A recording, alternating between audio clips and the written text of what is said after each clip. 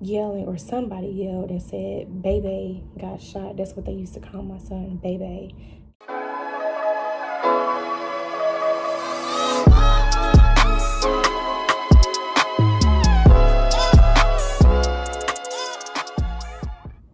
Hey y'all, welcome back to my channel, and if you're new here, welcome also. Thank you for watching my video. Before I get started, if y'all could please like the video and subscribe to my channel if you'd like to see more of my content. So yes, if you saw the title of my video and you clicked the video, then you read my title correctly. I want to tell y'all about the time when my 1-year-old son was shot in the head. It was a normal day, like any other day. I was always hanging out with my boyfriend at the time. I was always hanging out with his family. He had a lot of female cousins, and I was always hanging out with them, just hanging out with them. And one of his female cousins, they were in the hospital that morning. She was in labor, and I was with another one of his cousins, and me and her was going back and forth to the hospital, just sitting up there, waiting for her to have the baby, seeing what's going on. And I remember she took me to take my son to see his pediatrician so that he can get shots that day. So he got shots that day. And we went back up to the hospital, just hanging out, not doing anything, just wasting time for his other cousin to have her baby. And the cousin that I was with, she got a call from one of his other female cousins, and she was at work. And, I remember hearing her yelling and upset because her sister had called her and told her that she was sitting outside of her apartment and she seen somebody carrying her TV outside to their car. So her house was getting broken into, basically. And, we left the hospital and went over there, to her house to see what was going on. And it just seemed like from there, everything went downhill from there, from us going over there. I just remember being at her house, with some of his other cousins and one of his aunts. We were all sitting in the living room. My son was on the couch beside me asleep, and they were just talking about what had happened, who done it, because honestly, it was somebody that one of his cousins were dating. He was with some guys, and they stole the TV. That's what happened. I'm just here to tell, the time about how my son got shot in the head. And, they were just from there arguing with one of his cousins because I guess they felt like she maybe was siding with her boyfriend and his friends. Maybe, I don't know. But they were arguing, and his aunt and one of his female cousins, they were just arguing, and they told each other to pull up.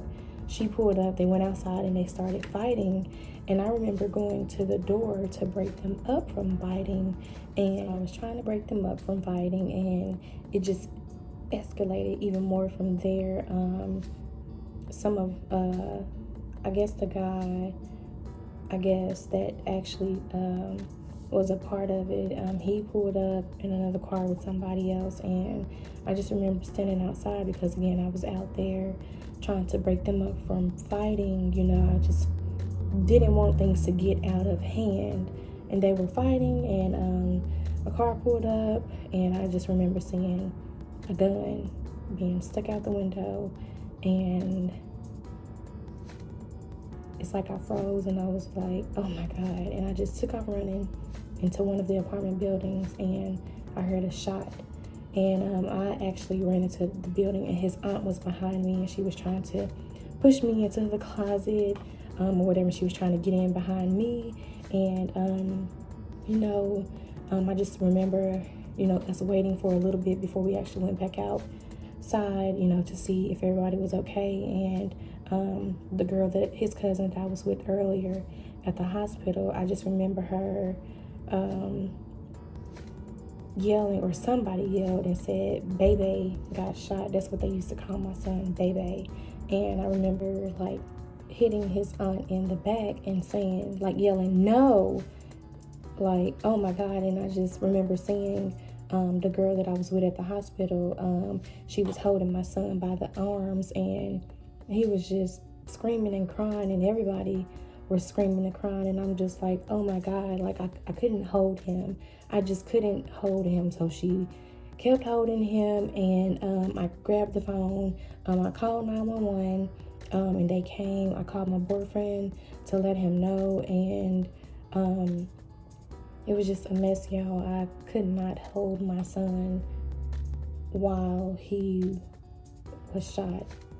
I just remember seeing the blood coming from his head, and when they yelled and somebody said that baby was shot, I just thought that my son was dead instantly. I thought that he was instantly dead. When I saw that he was shot in the head, I instantly started thinking that he was gonna die, because when somebody gets shot in the head,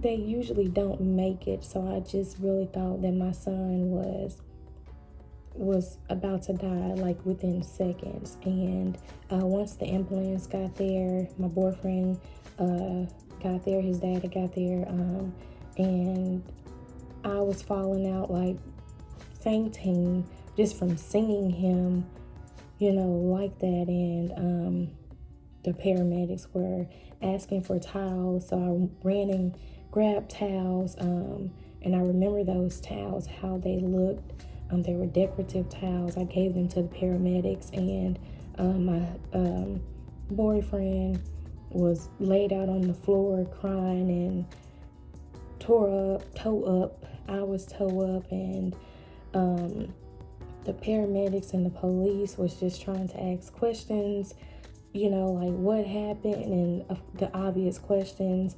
And I couldn't answer them. I didn't care about that. I wanted to be with my son. I wanted to make sure that my son was okay. And I just really thought that my son was about to die, or he was gonna die. And they took him out, and I remember my family, coming to the scene, some of his family coming to the scene, people screaming and falling out, and it was such a mess. Like, I remember that night, it started raining, and it was a mess. The paramedics, they took my son to the hospital, and they put me in the back of a police car to ask me more questions. And I was so aggravated. I did not care what they had to ask me. Of course, I wanted, the person who done it, to be, to be caught and to be handled for that. But I didn't care about that at that moment. I wanted to be with my son. I wanted to make sure that my son was going to live and that he was okay. I wanted to be with him. So I wrapped that up quick. I told them that I don't have anything else to say. I just want to go to the hospital. So I don't remember who took me to the hospital, but I got to the hospital very fast. And when I got there, my mom was already there, at the hospital with my son. And it was just a mess, y'all. It was a mess. And they couldn't fly my son to a children's hospital because it was raining and it was storming. So they had to drive him to the children's hospital, which was about, 45 minutes away if you're, whatever. But it was just a mess, y'all. My son, he had to have surgery, to remove the bullet. The bullet ended up hitting the door, the apartment building door, and ricocheting off and hitting my son in the head. And because of it ricocheting, like hitting the door first, it slowed down the penetration, of it penetrating my son's brain. Because if it had not hit that door, then it would have went into his brain, into his head. So the bullet hit the door, ricocheted off, and hit my son in the skull. The bullet got lodged in his skull, like stuck in his skull. So I thank God for that, y'all. That door, God knew what He was doing. To let that bullet hit that door and let it ricochet off. But we got to the children's hospital. I believe my sister and her husband drove us down there. They drove us down there. We got there very quickly. And I just got there and I was just waiting to see my son, and they wouldn't let me see him. They had him like back in, I guess, like triage at the Lebanon Children's Hospital, and they were just trying to keep him woke because they said when he got there he was kind of, I guess, like lethargic, just not playing, or of course not wanting to play, but he just wasn't, showing any signs of wanting to do anything. But who would, of course, being shot in the head. But they, I think they may have given him some blood, maybe. I really can't remember if they gave him blood or not, but they were just mainly trying to keep him woke, because he was like, I guess, slowly drifting, I guess. But when I got to the hospital, so I couldn't see him. I think Child Protective Services came in and questioned me and my boyfriend. They wanted to know what happened. So I told them everything that happened. We basically were just in the wrong place at the wrong time. I should have just went home. For something like that to happen, for somebody's house to get broken into and who did it, I should have just went home. And I should have just went home. But I eventually got to see my son. They had him hooked up to a ventilator. They had tubes in his mouth. He had a nose cannula to feed him.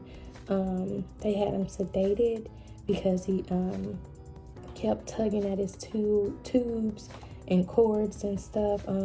So they at one point had to take blankets and basically tie his arms down to where he couldn't move them, and pull the stuff out of his face and stuff. But that first night, y'all, in the hospital, I just thought that he was gonna die. I wasn't getting emotional, but yeah, I thought that he was gonna die, y'all. I didn't think that he would make it. But they had him sedated and hooked up to tubes.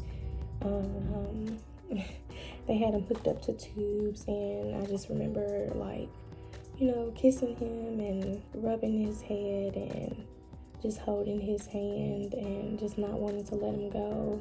I didn't even want to sleep that night. My boyfriend's mom and her husband, they even stayed with us overnight. They were supposed to go. It was only supposed to be me and my boyfriend, only 2 people.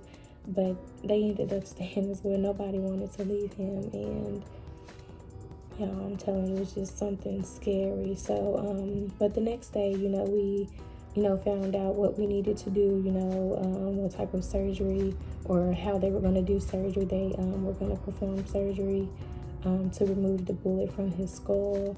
And so they did that the next day. I believe it was the next day that they did it.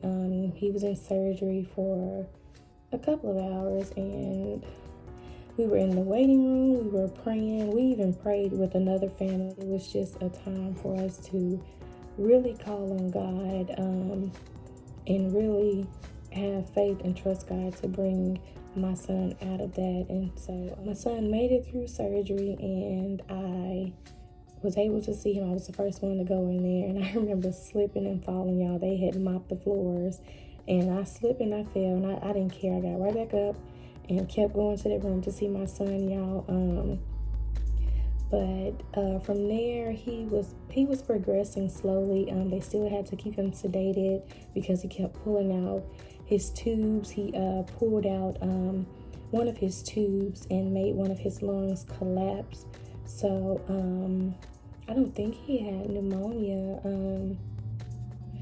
he might have had some type of respiratory infection, from that and something like that. And they told me it was maybe from shots or something, if he had gotten shots. And I was like, yeah, he did. He got shots that morning that he got shot in the head. That same morning he went to the pediatrician to get shots.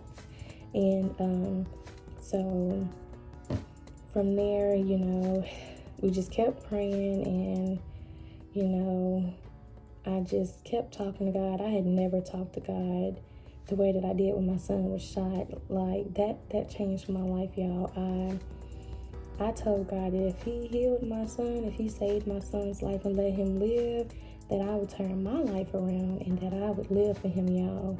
And he did. My son, I think he was sedated for we were there for 12 days, I think. And I think he may have woken up, maybe that's a week of us being there, and I got to hold him, y'all, and that feeling was just the best feeling ever. I wish that I had all of those pictures. I could show y'all so many pictures. I took pictures of his head with the bullet in it. Just so many pictures, y'all. Pictures of me holding him, my boyfriend holding him. But that night I let somebody use my phone, and they dropped my phone in the rain, and I had like an iPhone 4, and so it wouldn't come on after that. And I remember taking the phone to like a shop to be fixed, and I never went back and got it for whatever reason. So I lost all of those pictures. I have like a few from when he was in the hospital doing therapy.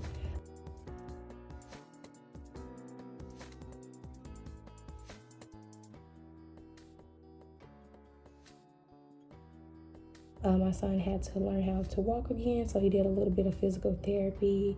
I had to give him medicine once we were discharged from the hospital, y'all.